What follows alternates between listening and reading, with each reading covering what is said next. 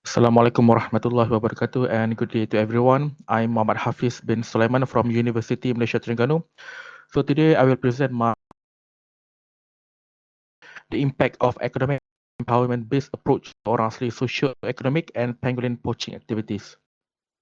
So for research background, so the Malayan pangolin population in Malaysia actually facing a poaching and habitat loss. So the population of this species depleted drastically over years, and in 2014, this species has been categorized as critically endangered by the IUCN.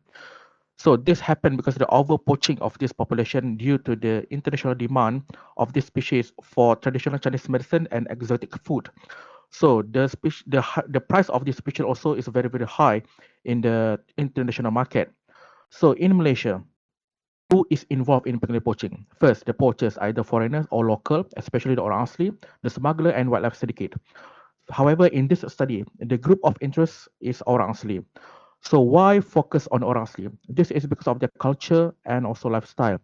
They have vast knowledge and experience on wildlife and forest products. And in Malaysia, they play a vital role in pangolin extinction. So why is Orang Asli involved in pangolin poaching activities in Malaysia?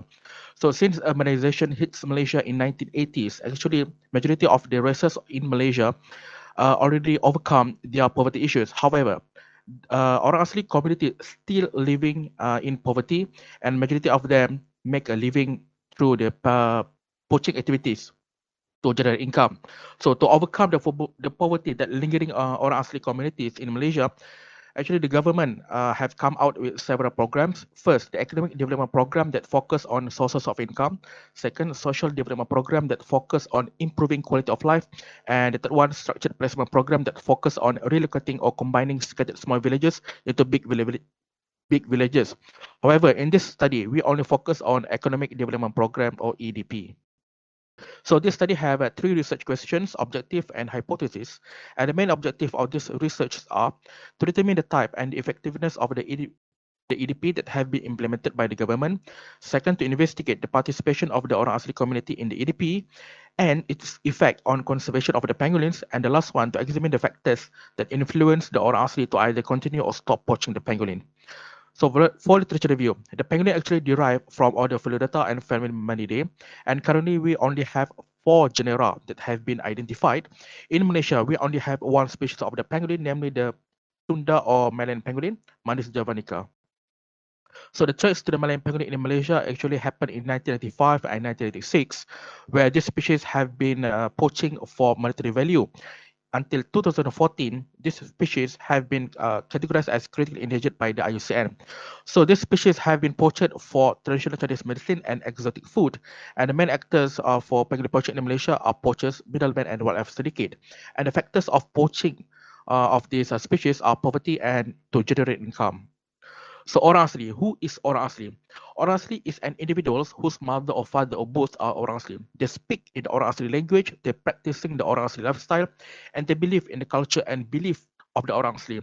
So in Peninsular Malaysia, the settlements is around 845 54 settlements, and the population of the Orang Asli in Peninsular Malaysia is around 178,000 people. The state with the highest population of Orang Asli are Pahang, Perak, and Selangor. In Peninsular Malaysia, we have three main races of Orang Asli, namely Negrito or Semang, Senoi, and Proto-Malay.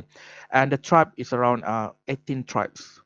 So lifestyle of Orang Asli involve wildlife hunting, forest product gathering, fishing, and they're also practicing nomadic lifestyle. So poverty among Orang Asli.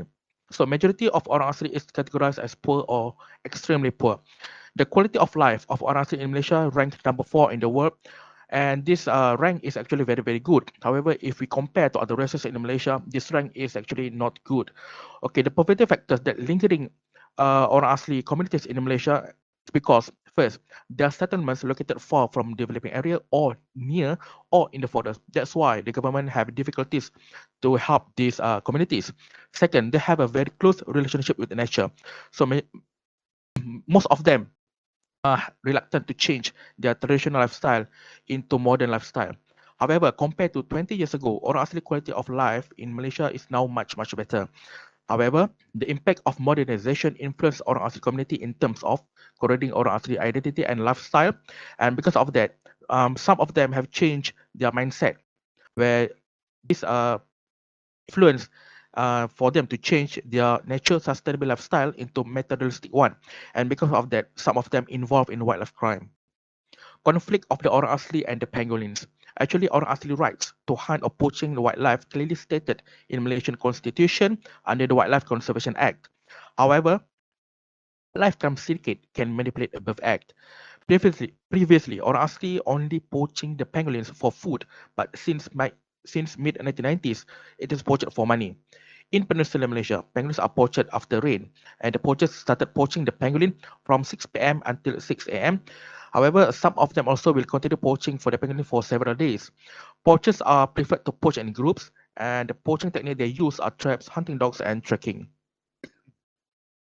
So this is Orang Asli empowerment programs that have been implemented by the government, and for all these three empowerment programs, they have their own sub-project or sub-programs.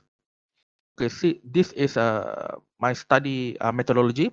I use quantitative, where I survey the Orang Asli from 6 villages, and each my respondent must have an inclusion criteria, and whoever that met exclusion criteria, they will not be participated in this study.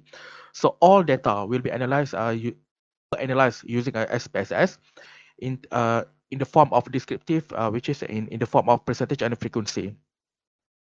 So the results. This table shows the demographic status of 6 villages, where my respondents majority were from 21 to 40 years old, and gender male to female is about the same, and majority of them were married. However, majority of them have no education or only have a primary education, and the majority of them were self-employed, and majority of them were Islam, and for their daily income, they generated around RM1 to 20 ringgit. For EDP participation, majority of them knew about the EDP. However, only minority have been participated in EDP. So the types of the EDP that most selected by them was rubber, and they're actually very satisfied with the EDP. Okay, for perception of the EDP, majority of the Orang Asli attend the EDP programs willingly, and they said they will attend again the program except for Sungai Beruah. Okay, they also have agree that this program or the ADP is beneficial for them except for Sungai Beruah, and they will promote to family and friends. Okay, for some villages, the facilities to continue the ADP in the village is not enough, but in some village, it is enough.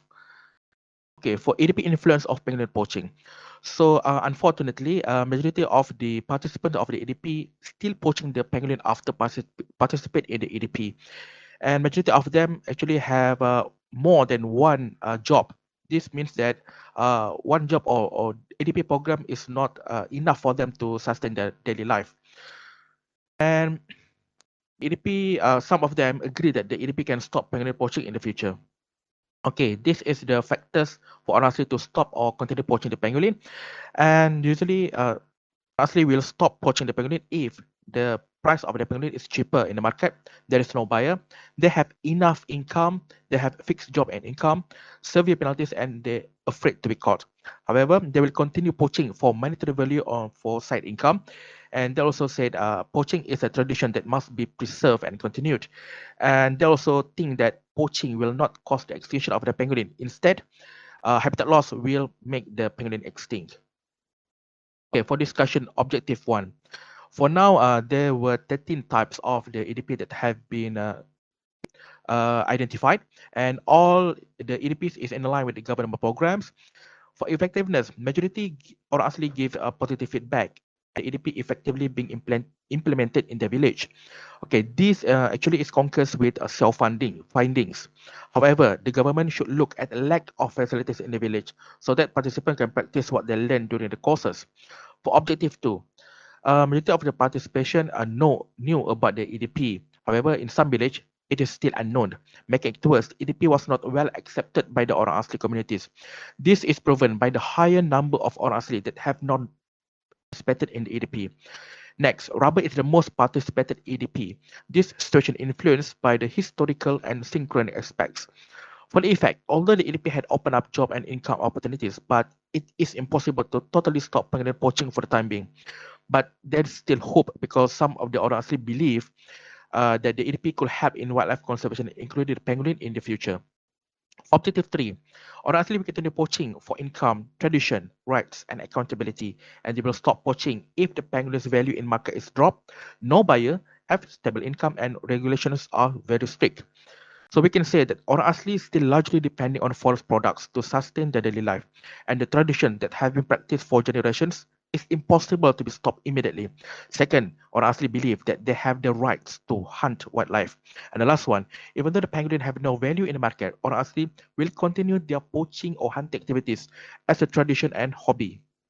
So, as a conclusion, combating poaching is a never-ending battle. If you don't want to lose the war, the methods of war need to be diversified and help from all stakeholders need to be mobilized. Therefore, in order to assist the government in dealing with the illegal poaching issue and pangolin conservation efforts, this study was conducted so that the government can see that the socio-economic empowerment of the most important stakeholders, namely the Orang Asli community, will be able to help the government to preserve our national heritage. I want to thank the Ministry of Higher Education for the grant, the Department of Orang Asli Development for the research permit, University of Malaysia Terengganu for the research ethics approval letter and logistic provided, and to all those directly or indirectly involved in this study. This is my references. So I think that's all from me. Thank you very much.